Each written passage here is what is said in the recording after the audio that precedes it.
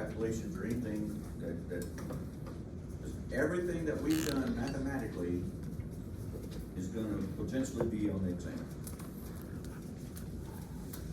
You do one of those questions where it's like part A, B, C, D, E, F, it was asking. Okay.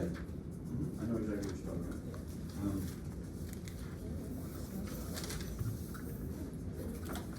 So what she's referring to is one of those questions that has part A, B, C, D, E.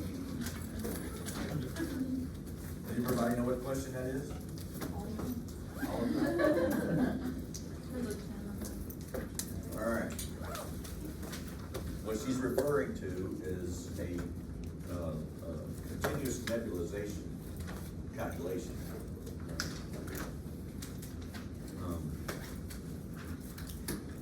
That example is position order is 5 milligrams per hour for 2 hours of albuterol. This is albuterol. Right?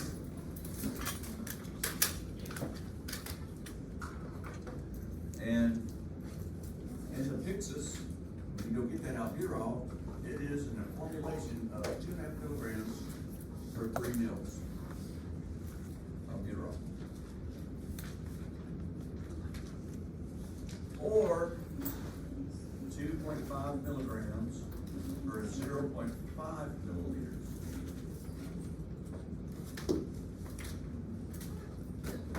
And I will have to tell you which one to use.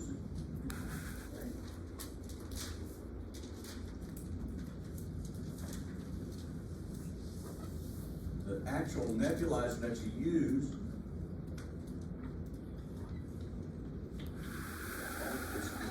is designed for continuous nebulization. Right? The ones that, if you've seen anybody give a small nebulizer treatment at the bedside up to this time, if you've seen them give a treatment, that is not a continuous nebulizer. That is one designed to just simply give. You spend about 7 minutes in the room and then you move on. Right? It's going to run. These are designed to run long term, right? And it might be for designed to run 30 mils per hour. When you set it at 10 liters per minute. All that means is that you're going to put that, you're going to have a little tubing, run it to the flow meter, you're going to set it at 10 liters. It's going to produce 30 mils per hour when it's running. Right? So the 5 questions that I just simply ask is, A, how much medicine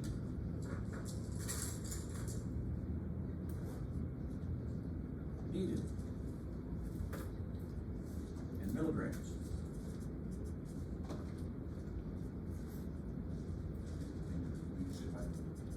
How many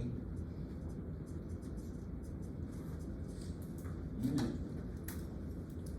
doses do you need? Quantity, right? C, the how many milliliters does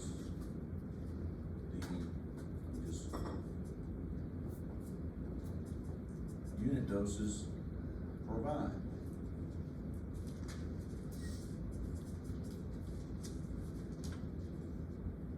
D,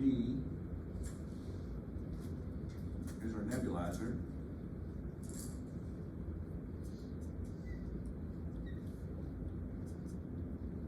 Total amount medicine saline.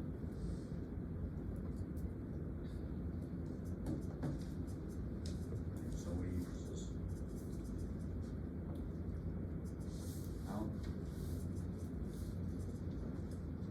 What's the total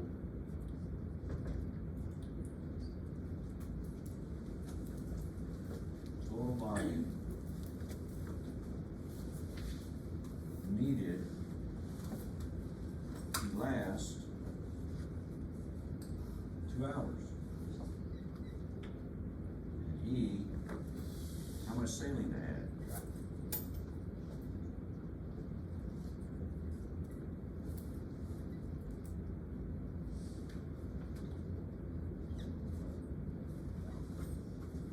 So those are the 5 questions that, and I could just come down here and say, how much saline do you add to this setup, right?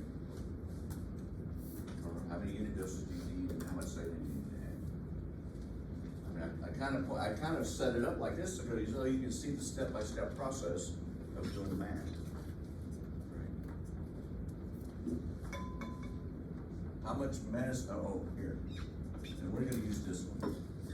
I have to tell you which one we're gonna use, right? Use this one.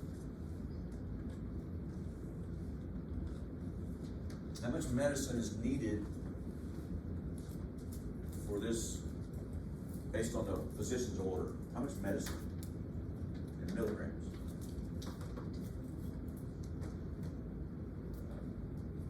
How much medicine? 10. You said it, 10 milligrams, right? It's gotta last for 2 hours, and it's 5 milligrams an hour, so they need 10 milligrams.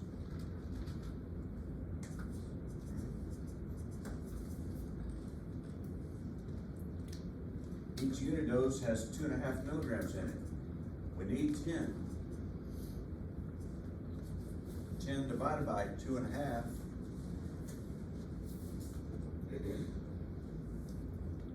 40 unit doses.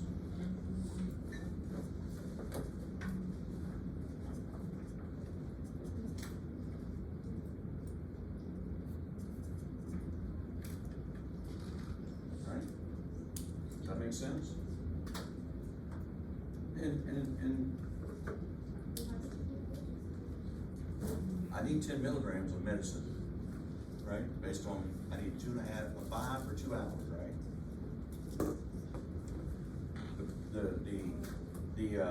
You're gonna go to the Pyxis and grab these little packets, right? And each one of those packets has 2.5 in it. You need 10 total. Each one is 2.5, so I only need 4.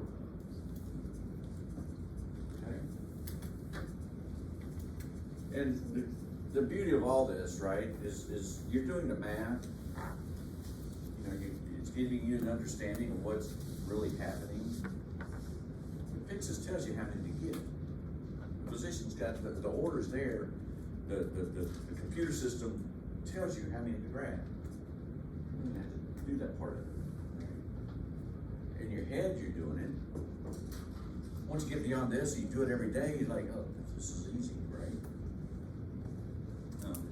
How many milliliters does the unit doses provide? Well, I got 4 of them, and each one of those little vials, I'll pop the lid off and put it in this little cup.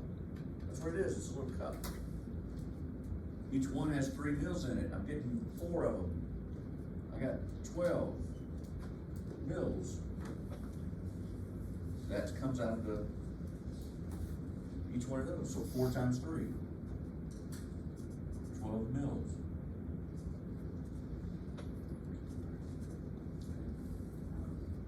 Four times 3 mils. What's my total volume that I need in this thing to make it last 2 hours? 60. I mean, 60. Right? Because look, this thing's gonna run when I plug it up and get it going. Its output, what it's capable of doing is 30 mils per hour. It's gonna run for 2 hours. I need 60. Okay? And then the next question just simply comes, hey, look, I only got 12 of my medicine. I got a little saline bottle, right? I need to either use a syringe or something to pull up the next amount, or a little graduated cylinder, or whatever it is that they have available, right? And so it just simply says, well, I need 48 saline. 60 minus 12 is 48.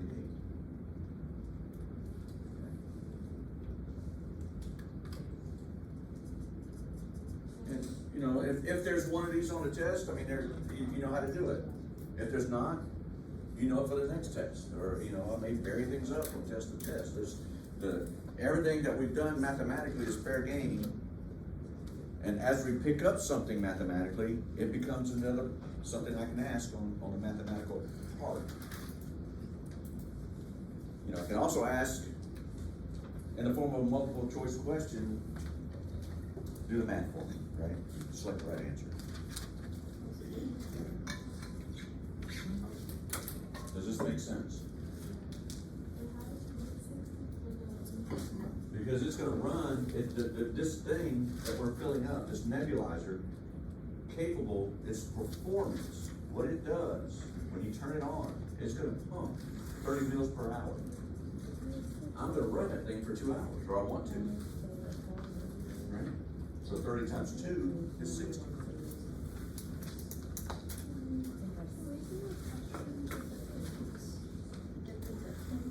Yeah.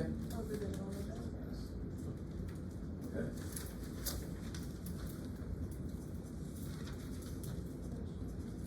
Good.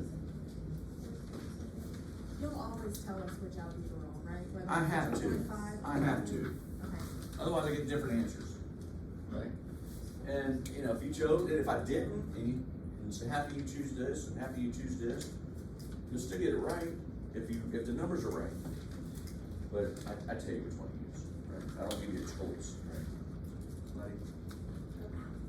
I guess it's a dead space problem. Yeah, she has to do that. Oh, okay, I didn't hear something. Yep. No, she wants me to kind of talk about that a little bit. Okay.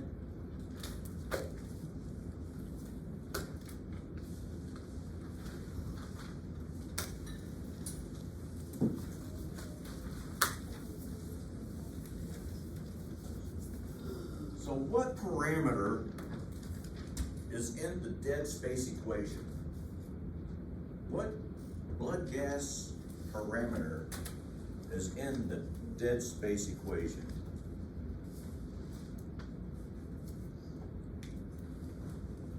Well, what are our blood gas parameters? pH, CO2, bicarb, and oxygen. Which blood gas parameter is part of the dead space equation? CO2. Dead space issues reflect CO2, right? So if you have an increase or decrease in dead space, you're going to affect which one? CO2, right? Anything you do to your patient exogenously, right? If you add on a mechanically ventilated patient dead space, you have the potential to affect their CO2, right? That can be a question. You've added an HME to your patient that has a dead space of 100 mils, right? What can you expect to see with their blood gas? An increased CO2, which is reflective of what? Well, it is reflective of dead space, but go on and extrapolate into the blood gas. Patient might become more acidotic because CO2 is reflective of acid, right? So as you start to think, as we learn all this stuff, you gotta kind of start connecting the dots, right? Okay. So, you know, moving forward, again, like I said, your ability to take all these, and it's little bits and pieces we give you, right? We kind of scaffold these items to you, right? This is this, this is this, this is this. Now put those three together, make a decision. That's the way it's designed, right? So anytime you're wanting to adjust your patient's CO2, ultimately, what are you trying to change? Right? You're trying to change that value. Anytime you want to affect a patient's CO2, you really want to get down to how is the gas actually reaching the alveoli? And that formula is this, right? It's not enough just to move the air right here, right? For the most part, that's typically what we just simply look at, right? What's their minute ventilation? Right? We say, you know, what's their tidal volume and what's their respiratory rate? And that gives us that minute ventilation. And you can, for the most part, make decisions at the bedside based on that alone. Okay? But when it really comes down to it, it's what's participating in gas exchange at the alveolar level. Right.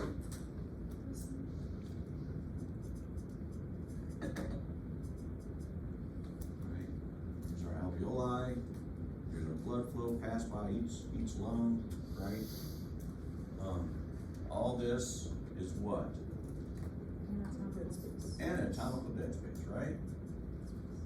Anatomical dead space. On average, what is that typical percentage of dead space in an average individual? 30%. 30%, absolutely. Right? 30%. We don't know what it is. I don't know what mine is. I mean, I have no idea. Right? Without actually taking maybe a CT scan, right, and having some way, or an MRI of taking and allowing that CT scanner and then looking at the area of these spaces, right, and volume of these spaces, and managing to calculate all those air spaces that are not participating in gas exchange. That would be the only definitive way to figure that out. Right? In lieu of that, we can estimate it. Right? Because everybody's body is kind of different, and your dead space doesn't change with body habitus. Right?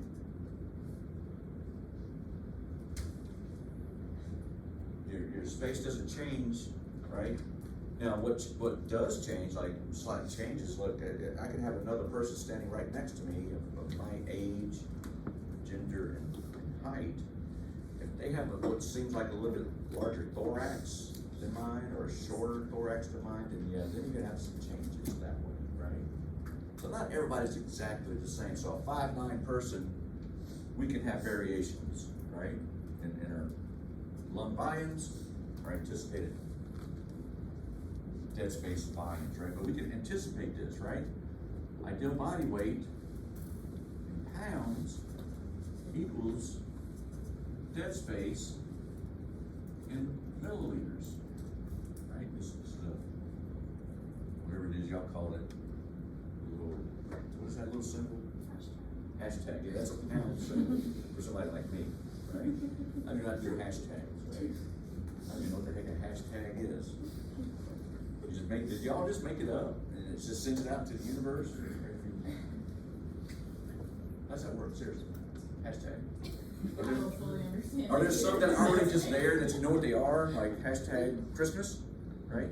Yeah. I mean, I don't know. It's coming out. What the point of it is either, though, like, my sister. Is that Twitter? Is that what it is? No, is it? You can do it anywhere. I mean, I guess you can do it anywhere. It's almost like a hyperlink that takes you to like similar things. Oh, that makes sense. So, That's a good way of putting it. yeah. Hashtag for me is pounds, right? Who agrees with me? There you go. That's your estimated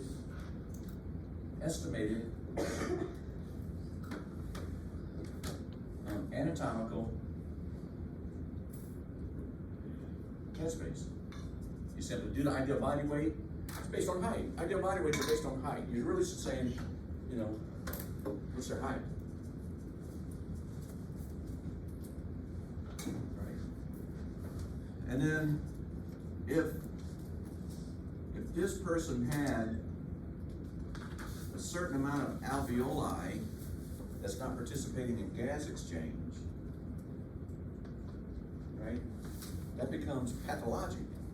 They were involved in an accident. They have perfusion, or they have ventilation without perfusion, right? That's what dead space is. Ventilation without perfusion. Right. So this is now anatomical alveolar involvement, those two added together is physiological.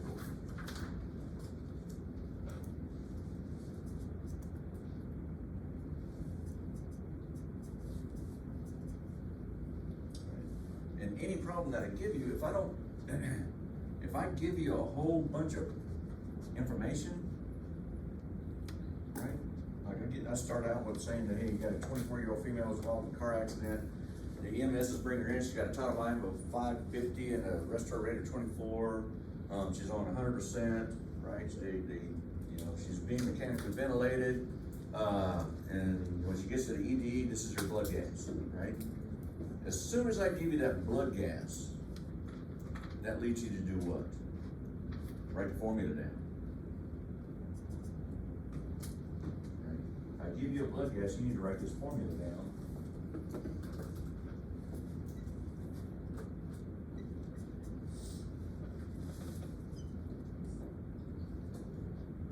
Right?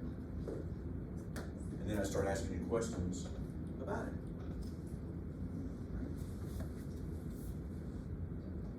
If I give you a problem, and I simply say, you got a 29-year-old male, he's 6'2", EMS is bringing him in, tidal volume of this, respiratory rate of this, what is his minute ventilation, and then what is his estimated minute, alveolar ventilation?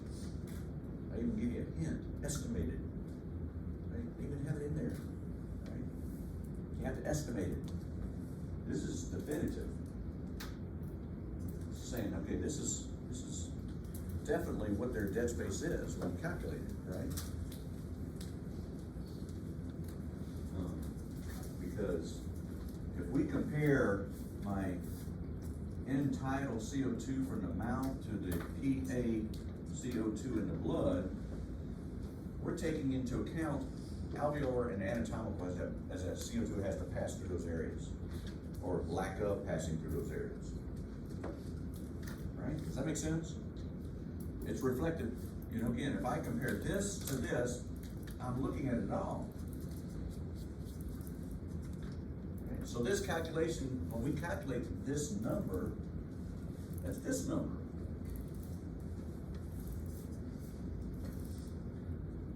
Okay? Does that make sense? Yes, it should.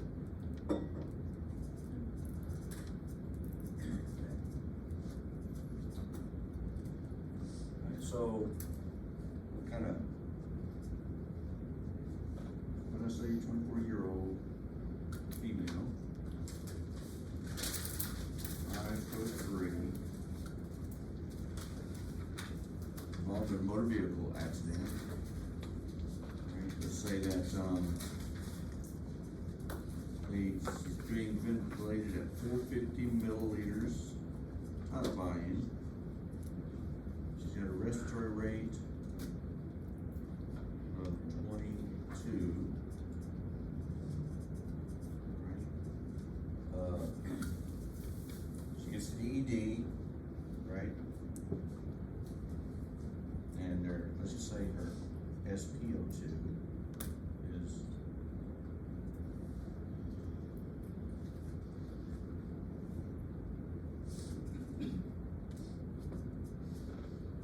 100% non-rebreather.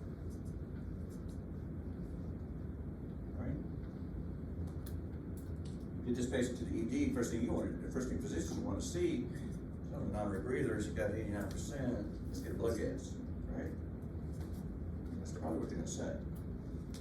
And so you get the blood gas.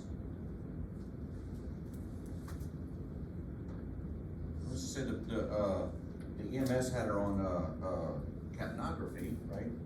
Their waveform, watching to see what their end tidal CO2 is.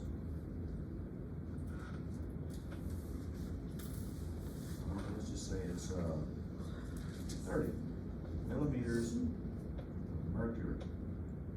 Okay? Under pH, does it say PE or PA? PA, CO2, bicar. Let me think of some numbers here for a minute. PaO2 and our saturation, right? So let's just throw some numbers.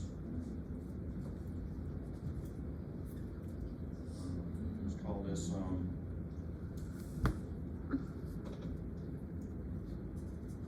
she's young, everything else looks normal, PaO2,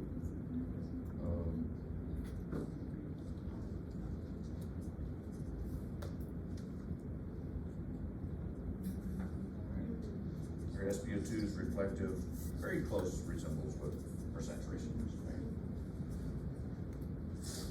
And then some questions that I'd want to know.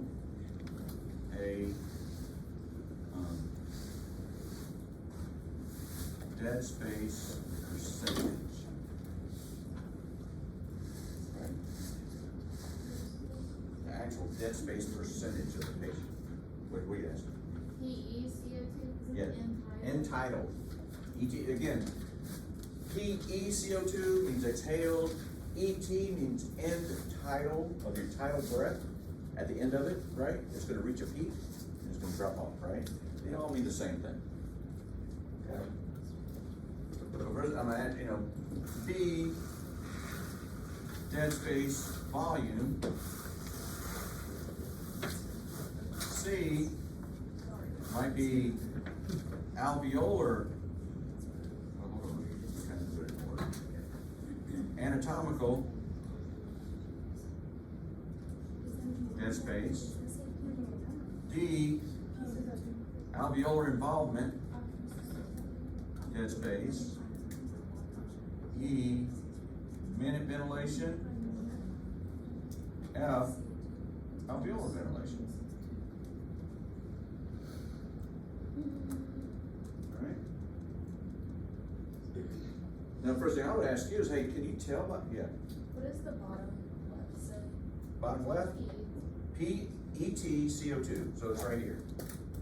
Right, this is what they got a monitor, they got something in their patient's airway, and it's capturing and sampling their breath that they exhale, right? That's what it does. And it's giving you a value, right? Now, the first question I had for you, would you think this patient has a dead space issue? Yes. I have a yes. Do I have a no? Why do you say it? What? Because the difference between the alveolar CO2 is a greater gap from the end tidal CO2. Do you hear that? The gap between this and this is big. What should it be? Like 5 or 10. 5, maybe 10 at the most, very most, right? Should be probably anywhere from 0 to 5, 0 to 8, right? Can you You're- repeat that one more? What she said was that, I asked, do you think the patient has a dead space problem? She said yes. And she pointed out that this is so much, the difference between this and this is big. So in other words, she's got a lot of CO2 in her blood, she's just not blowing it off.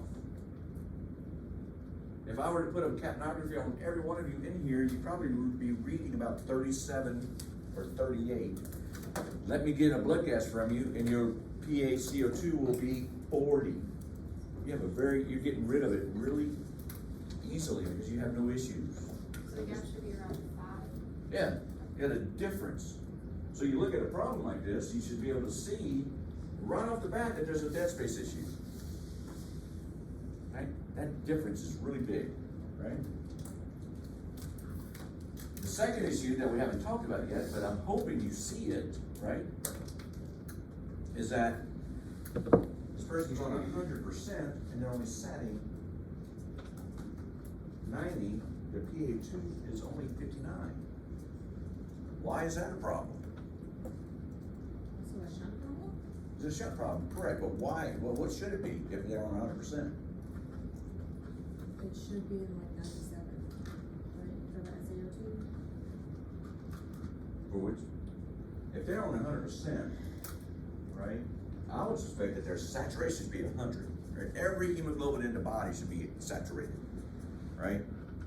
Not only that, but if I made you do the alveolar air equation on 100%, what's the P big AO2 gonna be? 663. She only has 59 in the blood on 100%. she has a diffusion defect of some sort. What are the three things that affect diffusion? Surface area, membrane thickness, or pressure difference. There's already pressure difference there, so that's not the problem. Right? The problem is diffusion defect or surface area, probably surface area. Right? Or thickness, anyway. All right, so we'll just go ahead and start doing the problem based on what we see, right? Okay, let it plug in. Our unknown is gonna be the dead space.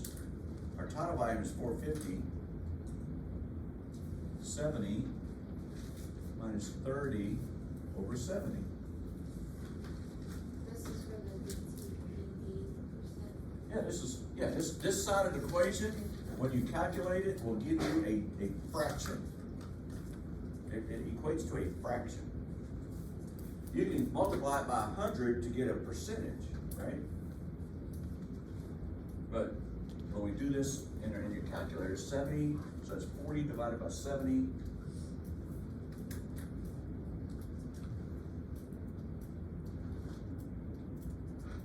Patient has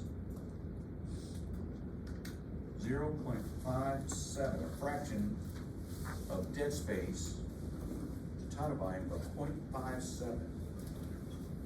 That would certainly explain why she can't breathe at all. What's a normal fraction? 0.3. All right. 0.3. This explains why she's having trouble blowing off that CO2, because she's got lots of alveolar involvement. She's got lots of alveolar dead space. Can't get rid of it. Right? Whatever the case may be, right? So we just continue the math. So here, this value times 100 gives us 57%. Right? That number is already at a fraction times 100 gives us 57%. That's her dead space fraction. So her tidal volume, is 450, and that's what you have over there, right? Yeah, because these numbers, these represent numbers, right? I just thought that was a B, but that's a T. Where? 450. Oh, yeah, that's a T. Right.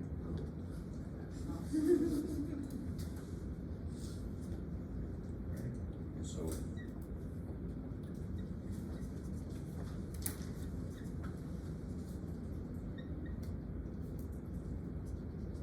Times 450.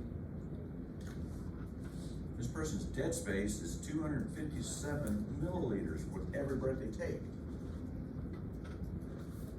Out of 450 that she's bringing in, 257 of it is dead space. Okay? So that goes here. This is P.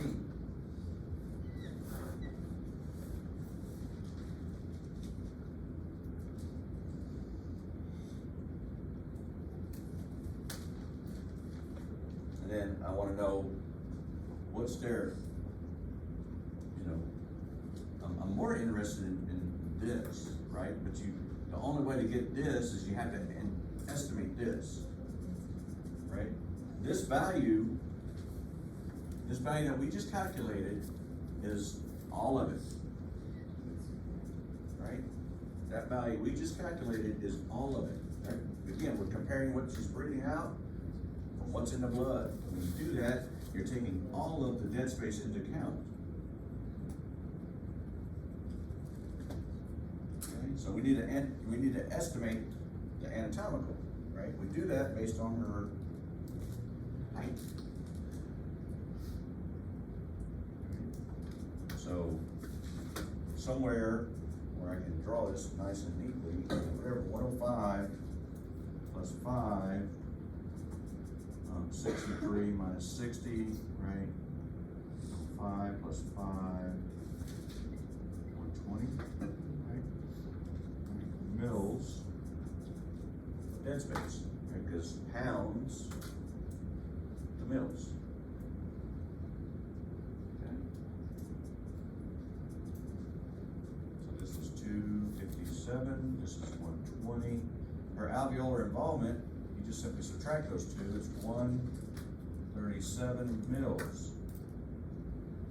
So her alveolar involvement is greater than her anatomical. You shouldn't have any alveolar involvement, maybe a little bit. But really, essentially, none. Again, this total was 257. This was 120. This plus X equals 257. You simply subtract 120 from 257. So 137 is the patient's alveolar. Yes. What two numbers did you subtract? Who asked that? All right, so look, when you calculate this dead space with this formula, you calculate it all. So that 257 is right here. It's physiological. We just estimated her anatomical. Okay? By calculating her ideal body weight, pounds equals milliliters. Right? 120 plus X equals 257 because that's what this plus this equals this. Right? So 120 plus X equals 257 minus 120 from both sides. X equals 137. Boy, does that make sense? Yes. Okay. And then at the last two questions, we're just simply asking you to do this and do this, that one and that one. What's the difference? Well, one's taking out the effect of dead space, right? So it's 450 times 22. 450 minus 257 times 22, right? The dead space in this formula, if you calculate it, is this. Right? This is what we calculated our dead space to be. We can't use this one, we can't use this one, because we know that overall it's this one. Plus I gave you all these figures and data to calculate it, right? The question where I want you just simply to estimate it and plug it in is gonna be much shorter, right? You won't have all this information to use. Could you repeat all of I what you said? I have trouble figuring out when. don't even know where I started, where do you want me to start? I have trouble figuring out when I use the estimated and when I use the logical. Okay, okay. If I give you all of this, including this, you need to use that. The physiological. Yeah. Okay. Plain and simple. If I give you all this, you should be calculating it like that. If I don't give you any of this, if all I say is, look, you got a 24-year-old female, she's 5'3", she's got a total volume of 450, she's got a breathing and respiratory rate of 22, and I get rid of all that and say, what's your minute ventilation? And I will even say in the question, what's your estimated alveolar ventilation? I'll even put it in the question for you. The units for E and F are, Units for what? E and F, are they even out for? The units for this, well, the units are gonna be milliliters, because this is in milliliters, this is milliliters, but you need to, and if you put it there and just say mils per minute, or convert it to liters per minute. It's probably I don't know what they are, what's the answer, 9,900? Mm-hmm. Milliliters per minute, or 9.9 liters per minute. And what is this one? 4246. 4246, or 4.2 liters per minute. Right, so you can see it makes sense. Look, we got a 57% dead space. This is reduced by about 57%. You just always round it to the 10? Well, I mean, if I'm looking at your paper and your work, and you have this written down, you have this written down, and then you come down here and put if you wanna put 4.246, okay, you still get the answer right. The person who puts 4.2 They're still gonna get the answer right, okay?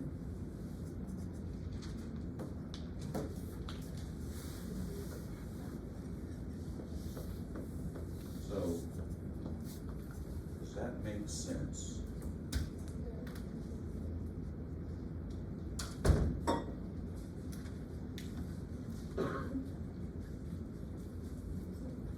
So how would we blow this patient's CO2 off? I heard increased tidal volume. Did you say increased tidal volume? I hear 2 increased tidal volumes. What's the other way we can do that? What's the other way to change a patient's CO2? Increase what? Respiratory rate. Patient's already breathing 22. Okay? Do you think that's gonna be effective? Changing they're already breathing 22. We can go up to 24, 30, but that's probably not gonna help. What's gonna help is overcoming this alveolar dead space, right? Right here, by increasing that tidal volume to help blow it off, right? Because we need to increase this number, not necessarily this number. That's a take-home point. No, if it's super important, you need to say it. Well, like I mean, 5 you know, hey, look, seriously, I mean, I call it the light bulb, right? I mean, some people go through this course and they continue, they're successful, and they're like, okay, you know what, I really didn't understand that when I learned it, right? When I understand it is in the summer, and the light bulb goes off, right? So the light bulb goes off on different people, different times, right? Does that make sense? So, I'm happy to repeat things, right? Where was I? I heard about. No, I got it, I know where I'm at, right? Don't stop a older fellow when he's got a thought on his mind, you'll make him forget again. You have a problem, you have a dead space problem, and you know it, right? Because you see this, right? You can almost just see it. I mean, you are not gonna do this problem at the bedside.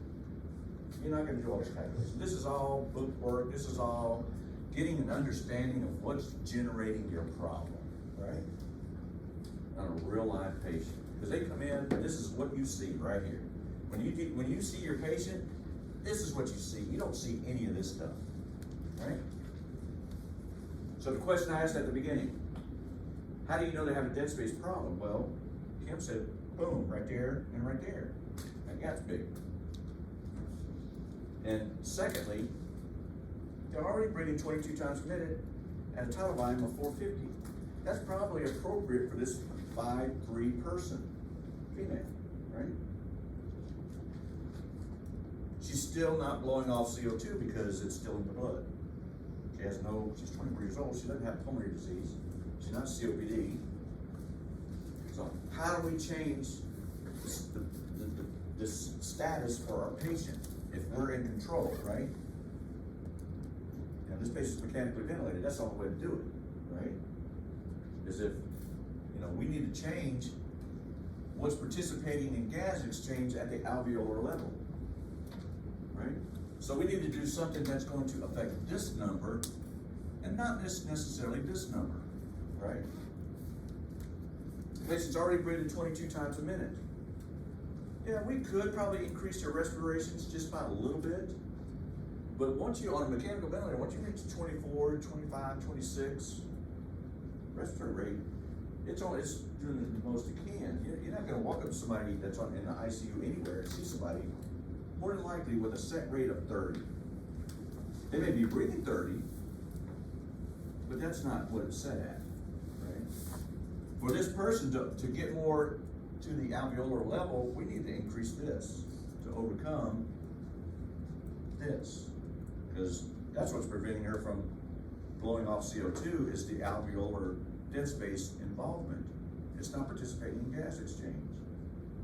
So we need to overcome, in essence, 137, probably increase this by 137, and you may be able to start blowing it off. Right? Because then that alveolar ventilation goes up. Does that make sense? We need to more equate these values, because they're not equal, right? They're never equal, right? But we'll, anatomical dead space does not cause CO2 retention problems, right? Alveolar dead space does. Right? Did that answer the question? Yes, I'm just trying to summarize it all now into what I can read. I got you.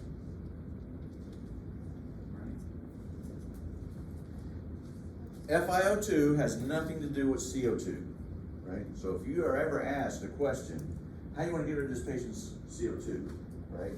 And if I were to put increase FiO2 in the answers, that's never the answer.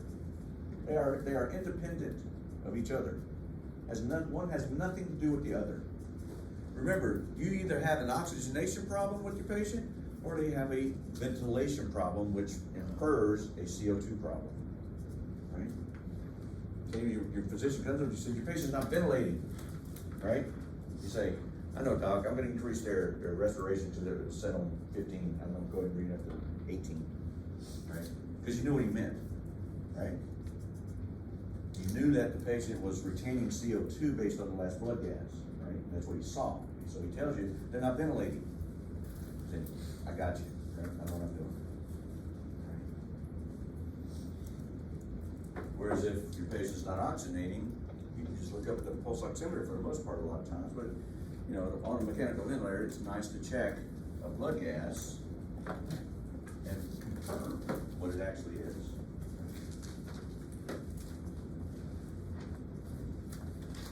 Questions, concerns?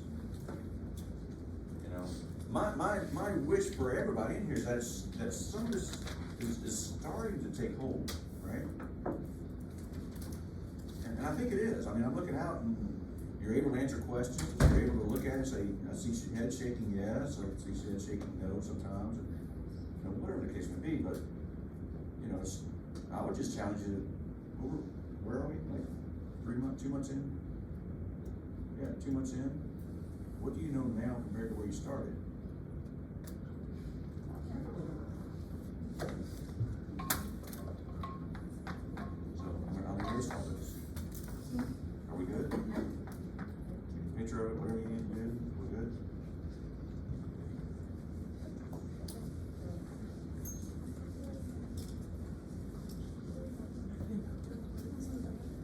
Are you gonna have a lot of laws on this one? Like grants from, I don't ask you to recite necessarily a whole lot of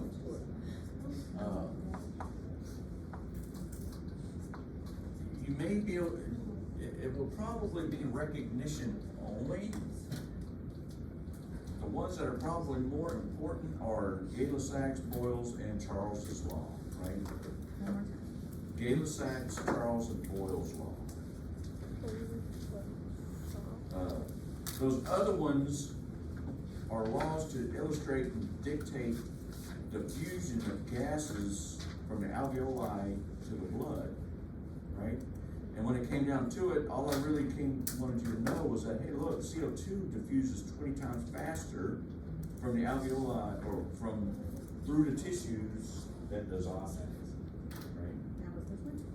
Huh? That was which one? It doesn't matter.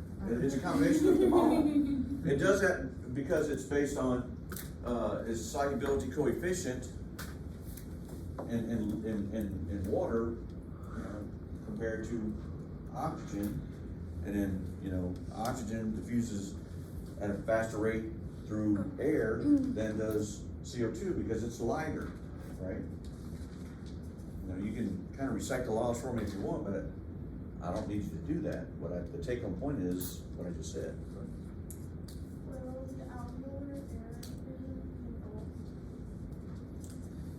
At this stage in your semester and your early academic career, that is a formula that you probably should just kind of ingrain in your brain, right?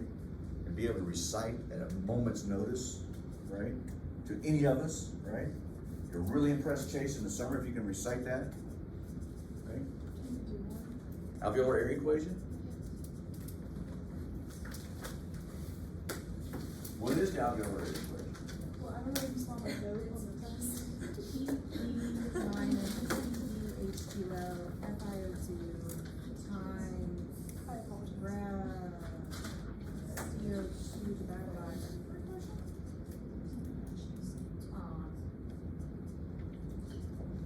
Which is 0.8, right? And I told you that, look, I like a linear format, right? I don't like to divide this, I like to just keep it simple, right?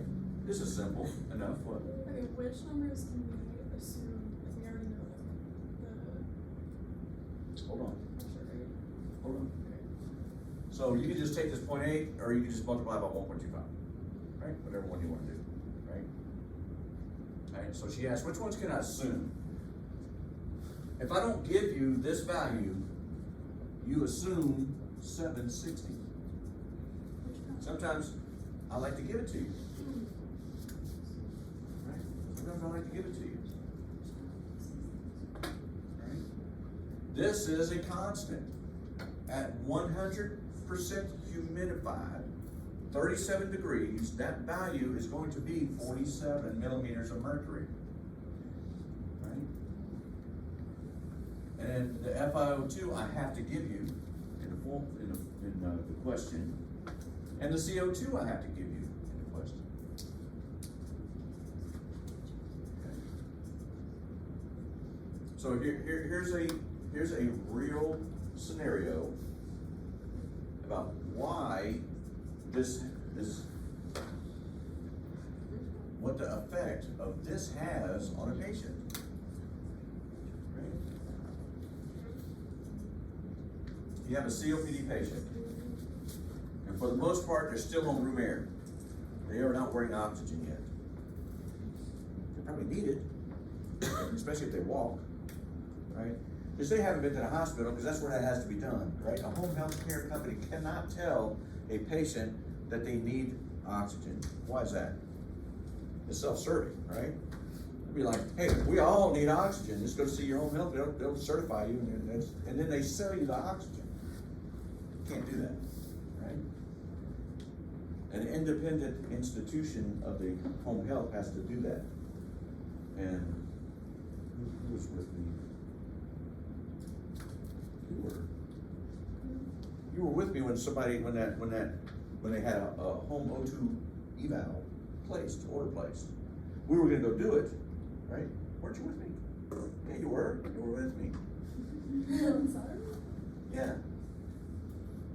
Yeah, we walked in and I told you where it was, and then you came in, and I said, we're gonna go in here and do the home O2 eval, at least while they were sitting, and the nurse had already done it, right? I don't necessarily agree with what the numbers that she had, because unless she just left them on there like that for a long period of time, which she did, I think it was like 12 minutes. The dairy pumper. No, the other person, the first person in the first room. If it helps when it comes to me, we're just gonna change it anyway. Well, it was a long time. We walked in, turned it up, turned the oxygen off, and the patient did not desat while we were in the room, right? Sometimes you have to let it go. The nurse went in there, turned them off, and walked out, right? They're watching the patient at the monitoring station, right? Anyway, COPD patients will oftentimes need to be qualified for O2. Now, what does a COPD patient live like, right? Where is their CO2? Do they live with chronic high amounts of CO2, right? And they live, where did I say there's oxygen saturation and PO2 usually reside? Where's that value? 90%. 90% over here. 60. Right? Remember that? PaO2 relationship to SaO2, right? 60 millimeters of mercury equates to about 90%. Right? Remember that? Does that look familiar? Oh, they say, yeah, I think that looks familiar. Right? And I said, well, why is this value so important, right? I said, well, that's the value at which point the patient starts walking and exercises, they start to desaturate even faster, right? This is the oxygen hemoglobin dissociation curve, or association curve, right? That's what this is. All right, so let's say we have a patient,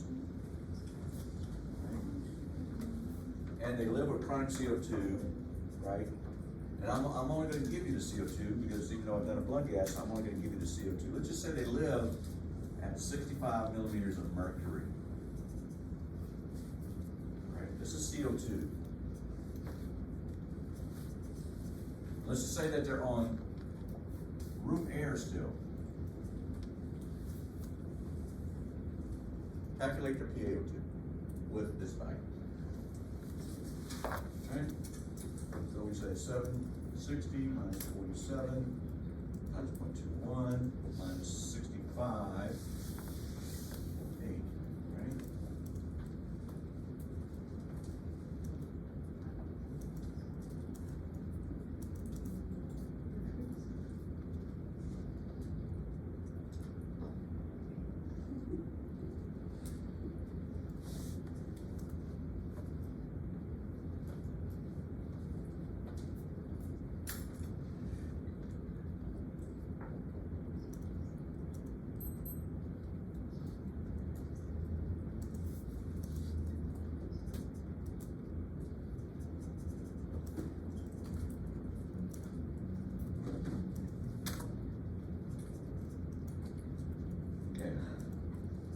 When you do that calculation, this COPD patient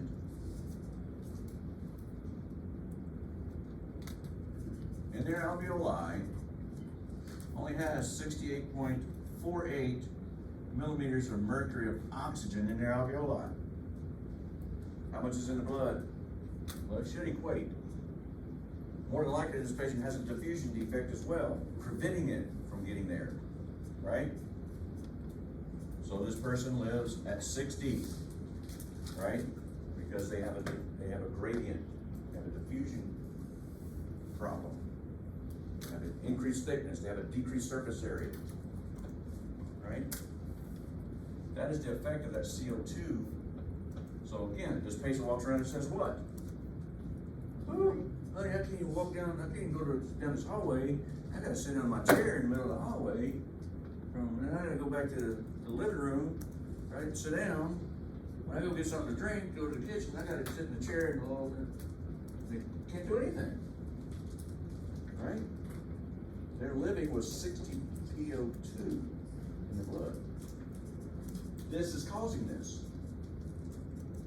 Does that make sense? Do you see it? It's the effect of high CO2. Now, what do we do for our patients, right?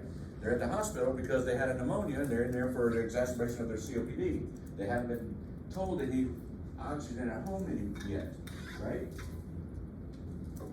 So either us or the nurse will go to the patient's room and say, Mr. Jones, I need to check your altitude level for just a minute, right?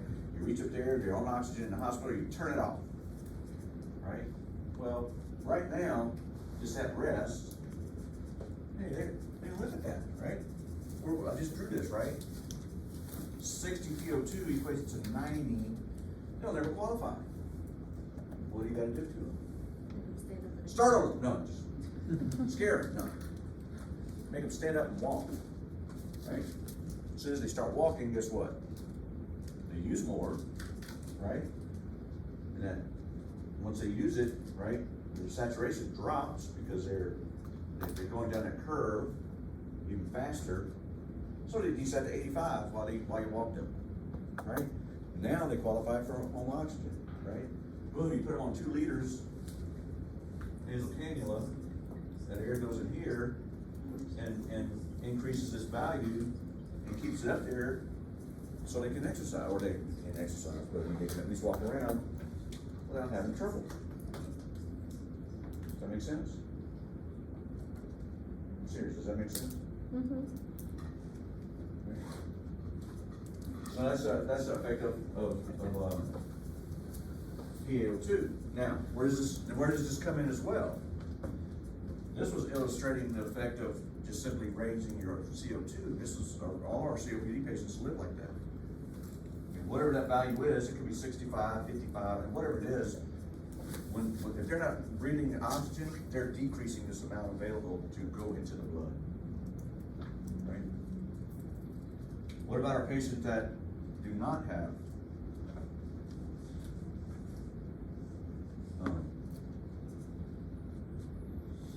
pulmonary disease? Right? They just have some kind of issue going on, right? Why is this important, right? Yeah, we make it calculated at school, right? It becomes a redundant thing, right? Why am I doing this, right? You know, again, my wish for you is that, okay, you know what? This is really an irrelevant formula, right? You'll never do it again once you leave here, right? Ask your preceptors, I guarantee they laugh at you. You're a student. Right? And, but again, I tell you, they use it all the time. They just don't realize they're using it. And the reason why is because you got a patient that's on 100%, like this one earlier that I had down here, and I pointed it out, right? They're on 100% oxygen. They come to you, you do a blood gas on them, and you see that their P little AO2 is only 105.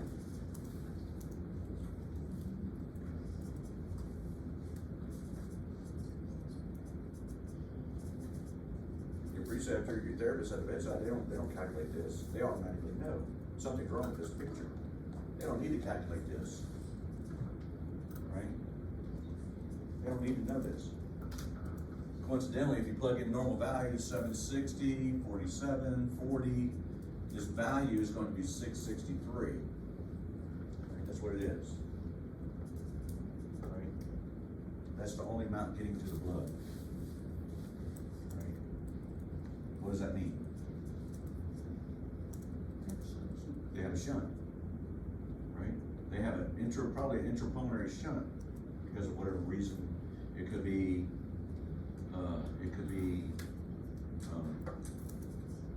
collapsed alveoli, right? Could be fluid-filled alveoli. What they have is they have perfusion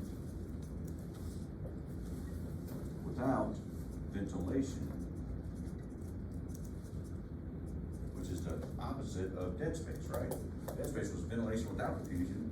Shunting is perfusion without ventilation. You can also have what's called a right to left shunt. That's basically what that means. It's just bypassing, the blood flow is bypassing the lungs from the right side of the heart to the left side of the heart without being oxygenated. Okay, that will cause this issue. Like, anatomically, how does that happen?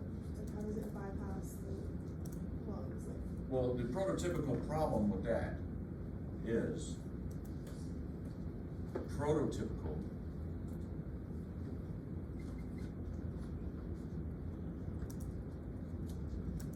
pulmonary embolism. Oh, I'm sorry. No.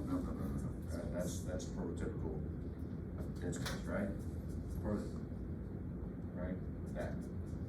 Perfusion without ventilation. so it does go in the lung, it's just not. Yeah, but it's considered a right, it's really just simply going from the right side to the left side without participating in gas exchange. This would be an intrapulmonary shunt. You have diseases that might cause this, or abnormalities of especially like the baby's heart, might have something like this. So the conception that it's bypassing the whole pulmonary system, well, it is, if this is the case, right?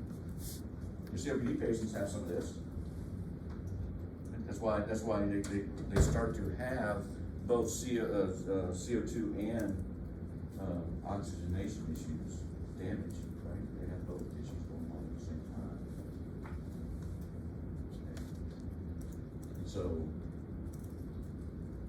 this would be, again, what I've drawn this a number of times, and I said, well, look, Is adding more FiO2 to this scenario gonna help?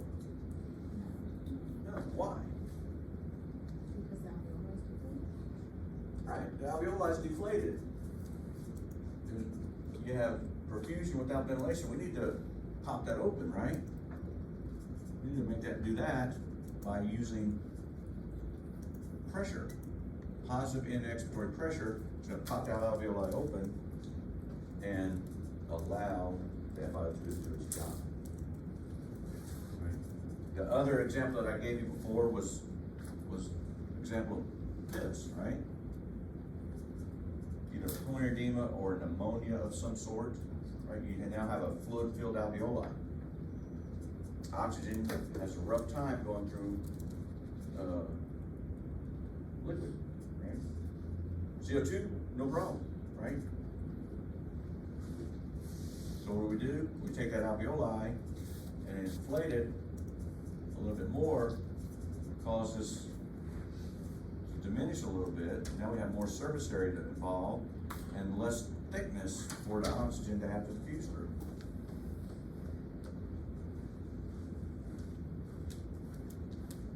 This person, you can go up on this person, you know, all the way up to 100%, and you look at them and say, well, they're still unoxygenated. What's going on? Well, that's called continually adding more FiO2 to a patient and have no change in their oxygenation status. It's called refractory hypoxemia. It's refractory to change, right? It's gonna stay the same. You know, hospitals and protocols say, no, we're not just gonna throw oxygen at our patients, right?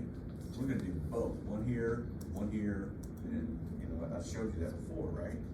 You increase your FiO2, you increase your peak, increase your FiO2, Now, every patient is different. Every physician that's watching that patient is different. Every therapist is different, right? They may not be following that protocol verbatim, right? You might have somebody in there on 60% with a peak of 8, right? You might be able to bring that FiO2 down if you increase your peak a little bit. There are other variables involved, right? Are they already high on pressure?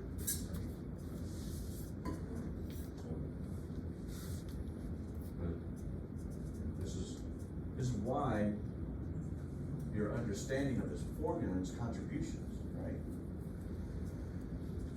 Really, all we need to worry about is FiO2. You know, if they have a high CO2, we showed that what can happen there. Somebody comes in that doesn't have any of these issues, right? They come in with carbon monoxide poisoning due to a house fire. Right? They got a relatively high CO2 carbon monoxide level, right? You put that pulse oximeter on a person that just came out of a house fire, what is it gonna read? 100%, guarantee it. It'll even be nice and red too, right? If you were to get blood from them. Because hemoglobin's bound, right? That's what changes the color. Remember, 5 grams per deciliter of deoxygenated hemoglobin causes it to turn blue, bluish looking. That carbon monoxide patient comes in, right? The best treatment for them is to throw them on lots of oxygen, non-rebreather as much as you can. And so we throw them on a 100% non-rebreather, right? What you expect to see is probably anything greater than 400 here would be nice, right? Perhaps. If they're young and healthy, it could be approaching 500, right? The greater the oxygen, the greater this difference really becomes, right? Okay. Now, we are in control of this one. We can't control what their CO2 is unless they're mechanically ventilated, then we can blow it off for them if it's safe to do so. We can take them to a hyperbaric chamber and cause a change here, right? 760 is what normal is. If we're going to increase their atmospheres, this is 1 ATMs, right? If we increase that to 2, right, and we say 760 is 1520, we throw that number there. Wow, that's going to start increasing that number by a lot. I don't think they use that in here for the purpose of carbon monoxide poisoning, but these are like wound care and stuff like that, barometric. Did anybody go do that thing in here already? Did you go see the barometric hyperbaric chamber? Did he show you? It's like a little, looking at claustrophobic. No, nobody asked to see it. Used to be like part of the tour when you're here. So some of you already done your rotation here at 7-4. Just walk around, get blood. It's really exciting.